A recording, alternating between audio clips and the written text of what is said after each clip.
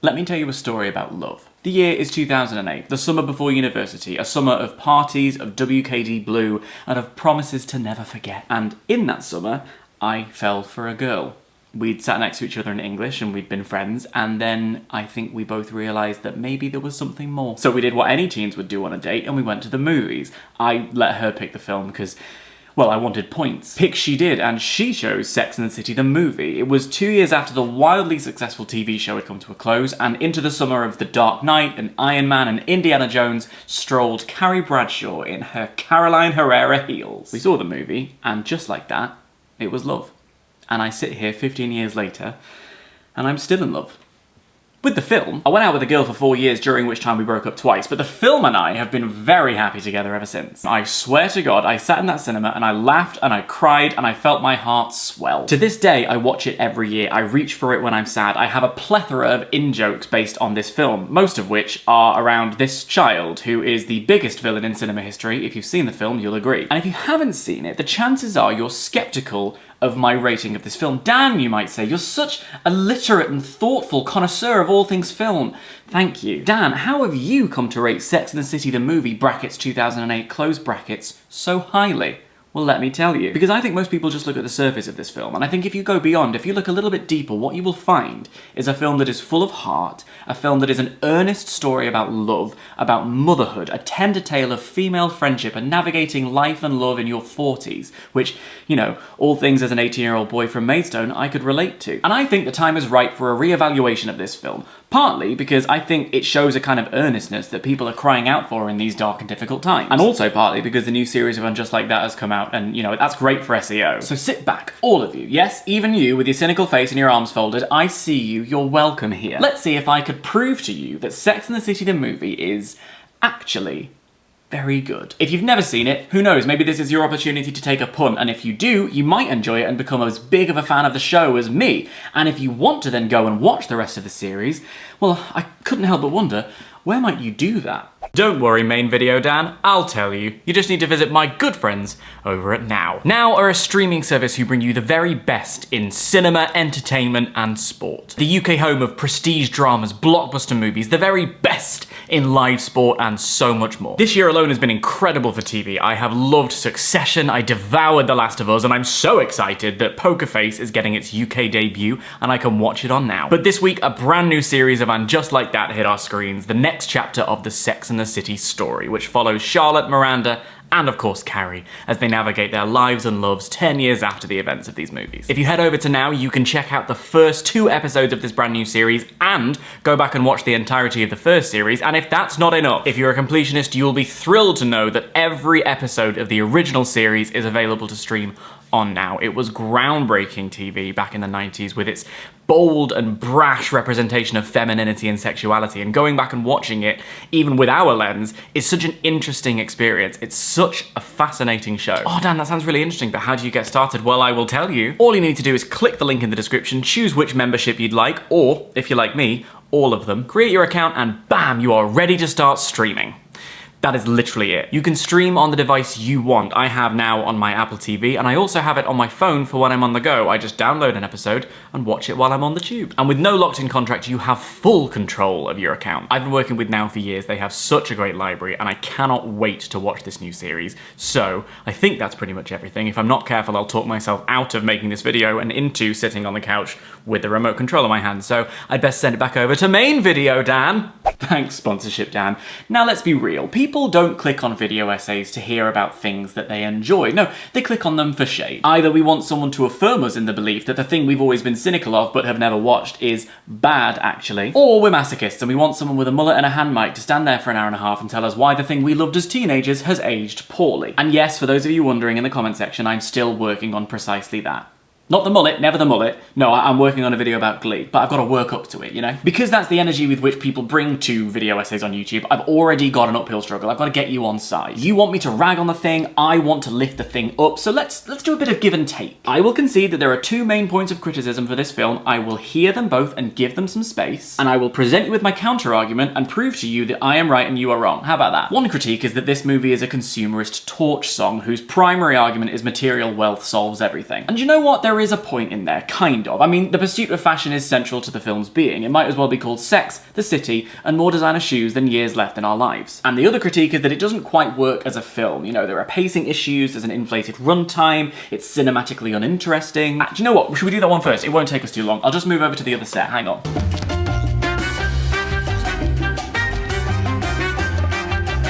Sex and the City the movie runs at 2 hours and 25 minutes long, which is roughly 55 minutes longer than I think romantic comedies have any business being. And it does feel its length, if you know what I mean. I mean, we've all been there. Sometimes a movie is 3 hours long, but it breezes past, and other times you'll be watching a TV show, pause it and go, Christ, has it only been 15 minutes? But yes, Sex and the City the movie is a long film, and it does feel long. And I think a part of the reason for that is to do with the structure and the pacing. It's the way the scenes are constructed across the movie. There are a lot of scenes of people just sitting and talking. And that's not always a bad thing. When Harry Met Sally is one of the greatest films ever made, and that's a tight hour and a half of people rattling through dialogue like Samantha rattling through the New York Mets. But that's how When Harry Met Sally is written. The way this film is written, the way this script is constructed, everything is a little bit slower, everything is a little bit more stretched out. There's more space. I think the most polite way I've seen it put is that the film struggles to make the jump from TV to film, which I think is a fair point to make. They are, after all, two different mediums with two different styles, and adaptation can be hard. And yes, when I watch this film, I do see a narrative that I think could make up a pretty good 6-part series.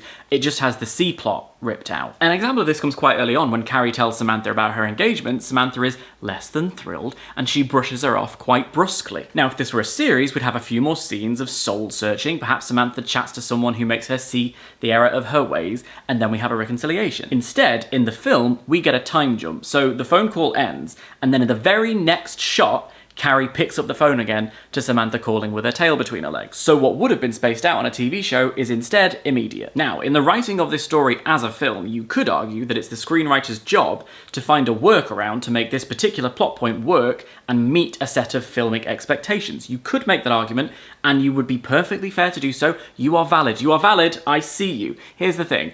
I don't care. And in fact, I don't care to most of the criticisms about the adaptation from TV to film. I just don't. I know it feels long. Sometimes I watch it in 2 parts. I don't care. I know the pacing is sometimes more televisual than it is cinematic. I watch a lot of both. I look for these things. I don't care. I think when you study and analyse film, you need to think of everything in context. Not just when the film was made, but who the film was made for. What are the expectations of its intended audience? So I don't think it's necessary or even appropriate to compare Sex and the City to The Lighthouse, for instance, which is another film that I adore, because they have wildly different intents and as such have wildly different constructions. And that's not to say that there isn't crossover in the audiences of both. Hello, my name is Dan, I am the crossover. But my point is, when I sit down in the cinema to watch this film, I don't look for the same things in Sex and the City that I look for in The Lighthouse. And as a result, my expectations for enjoying both are different. And after all, film is a subjective medium that exists both as an art form and as popular entertainment. The very best films manage to achieve both. I think of Titanic, I think of Lord of the Rings, I think of Endgame, I think of La La Land. And while I'm being a film boy about it, I think there is something to note about the argument of this as a women's film, and the ways in which entertainment more geared towards women is generally frowned upon and held to a different standard. And that's not exclusive to film, because in music, the wider cultural response to, for instance, Taylor Swift, is to gossip about who the boy she's writing about might be, rather than the quality of the songwriting. And in books, we have the dismissive genre of women's fiction or chick lit. My point is, society generally shits on things women, especially young women, quite like. And incidentally, that's why I'm so excited to see specifically Greta Gerwig's Barbie. Based upon all the behind the scenes stuff that has come out about it, it seems so unapologetic about what it is. They've spent so long coming up with different shades of pink, for instance. This is a film about something that little girls love, by someone who understands why it's so important to those little girls, because she was one of those little girls. I'm on a tangent. My point is, it's about who the film was made for and what they wanted to get from it. And if people who wanted to go and see the Sex and the City movie wanted a feature-length episode of Sex and the City, well, they got that. So you can't blame them for being quite pleased about it. And me, someone who goes into a movie wanting to be told an emotionally resonant story and to have an engaging time, well, I got that too. I get it every single time I put it on. I picked The Lighthouse as a contrasting example, not just because its genre and style are so wildly different. Also, it's just a funny comparison. But if you look into it, the critics' scores for both films were very different, but the audience scores were broadly the same, and I just find that interesting. My point here is that it's perfectly valid to critique a film, to analyse it, and to hold it to those higher standards of the medium. It is equally valid to just go and see a movie and not really think about any of those things and engage with the fantasy of it because you just want to have a nice time. It's not that deep. Or it is. I mean, that's your choice. The world sucks. Chase your bliss. This is my bliss. You know what else is my bliss? Whether we're supposed to admit it or not, things. I think actually if you look at Sex and the City, you'll find that it's a meta-commentary on how consumerist wish fulfillment is actually a facade, and the girls' inherent materialism in the face of their real-world problems is actually a metaphor for a conservative society infected with a capitalist ideology. I'm just kidding, it's straight up consumerism.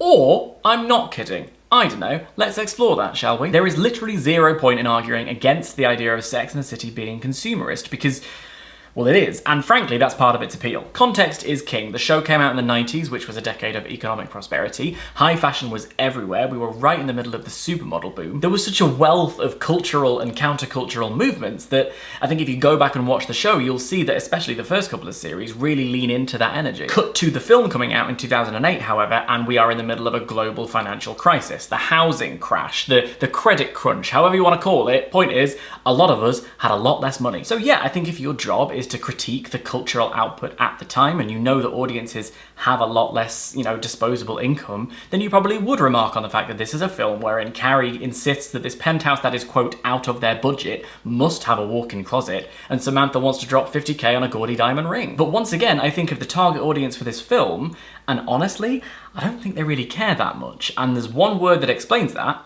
escapism. Now, you might be inclined to roll your eyes when I say that, and I do understand, but think of it like this. If you're having a hard time and you wanted to go to the pictures for a little light relief, and you decided to go and see the big screen adaptation of your favourite luxury-heavy TV show, and they didn't have a sequence wherein the central character did a Vogue photo shoot in bridal couture, you'd probably feel a little shortchanged. And escapism in the face of economic hardship is a very American thing. It kept the country going during the Great Depression. I bet when you clicked on this video, you didn't expect me to be quoting a political historian, but egg on your face because here's Alan Brinkley. Many Americans managed to experience the Depression without experiencing a radical transformation in their values through escapism. And they were helped to do so by the principal institutions of mass culture: magazines, radio, and above all, movies.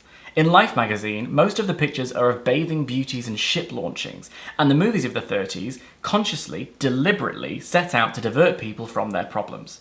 So there. It's a matter of record, and don't just take my word for it, don't even take historian Alan Brinkley's word for it, although you could, because I referenced in this video essay. I'm very clever. This is from a Hollywood Reporter interview with the director, producer, and writer of the movies, Michael Patrick King, wherein he says in no uncertain terms he was trying to ape that same 30s escapism for the movie's sequel. So I repeat that your argument Sex and the City is consumerist from the first frame to the last is absolutely valid and absolutely correct. It's also absolutely the point. Now, to some of you that might be totally unpalatable, and I do get that, but for the target audience, that wish fulfillment is part of the appeal. It's not a negative. In fact, it's why they and I sit down to watch it in the first place. But now, if I may, I'd like to pull the pin out of that joke / point I made earlier that the consumerism and the materialism actually belie the real purpose of this story. And that purpose is to highlight that all of it, the couture, the real estate, the area codes, the 5-star resorts, all of that is not meant to be aspirational. In fact, it's meant to be a distraction because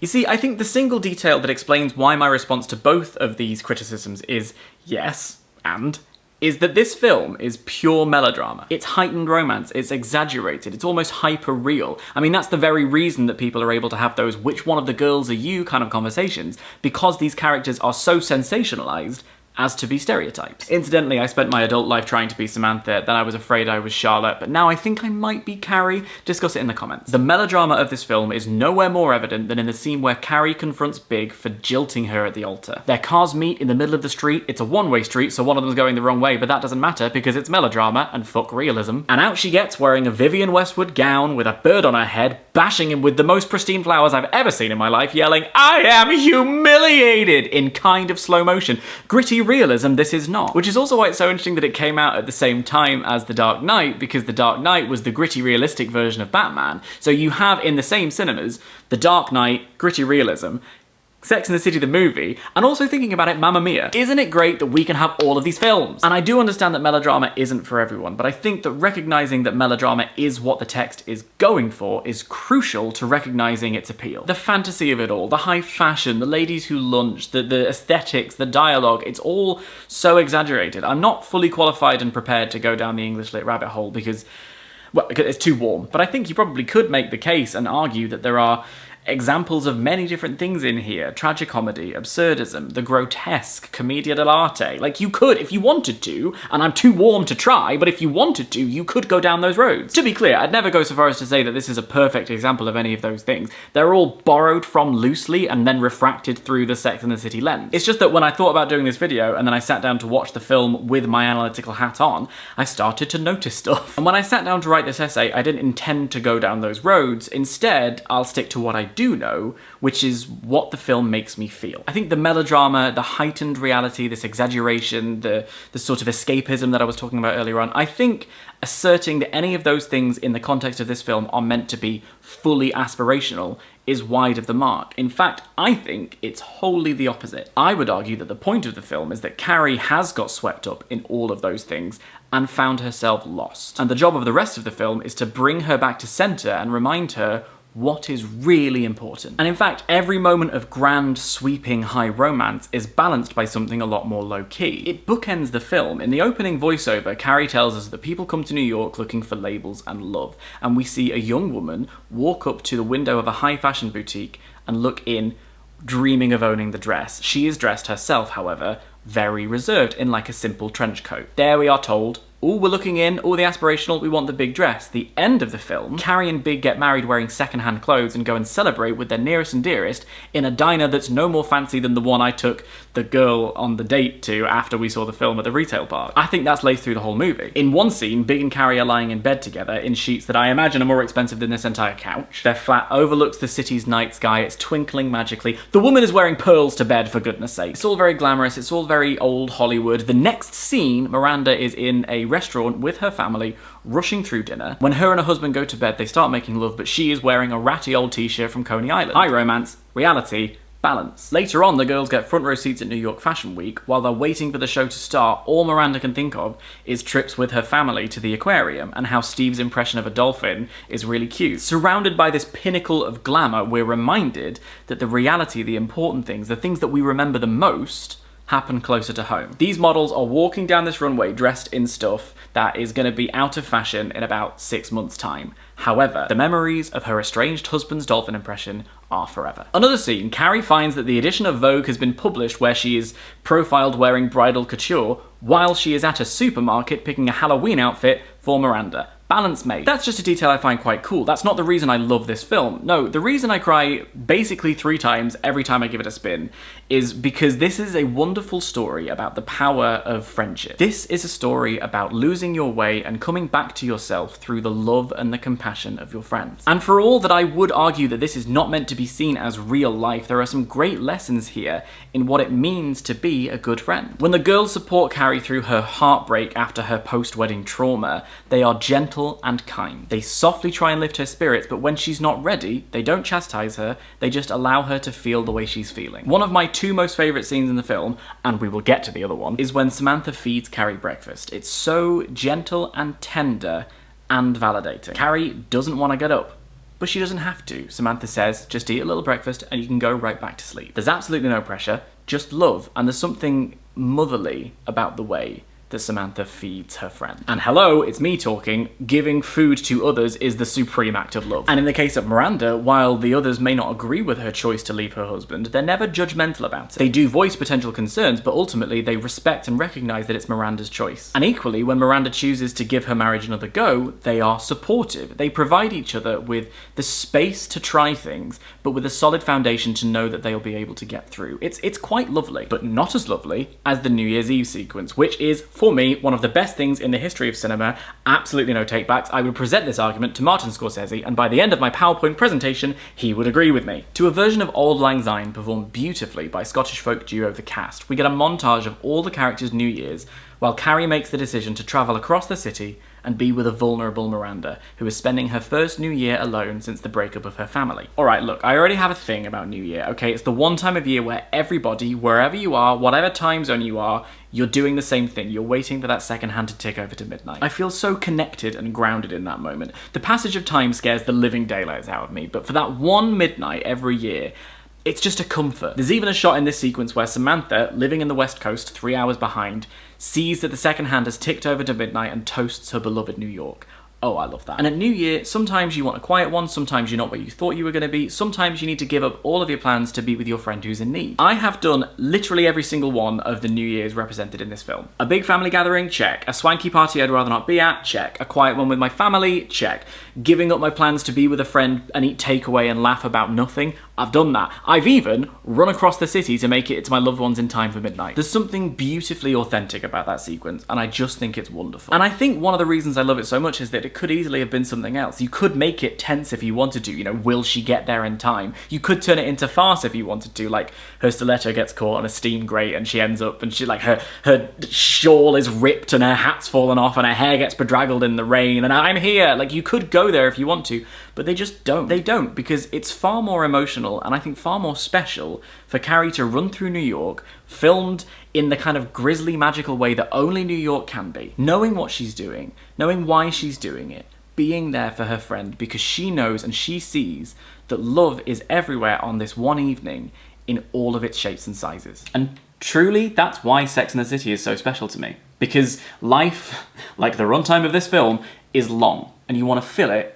with love. That's the message that our four protagonists in this film are really told the most, that it's these smaller, more intimate things that matter. What's really important is that life is about balance and life is about love. And in a world as chaotic and grueling and difficult as ours, where you're going to be faced with tragedy and heartache and pain, the gaps in between, fill those with the little things.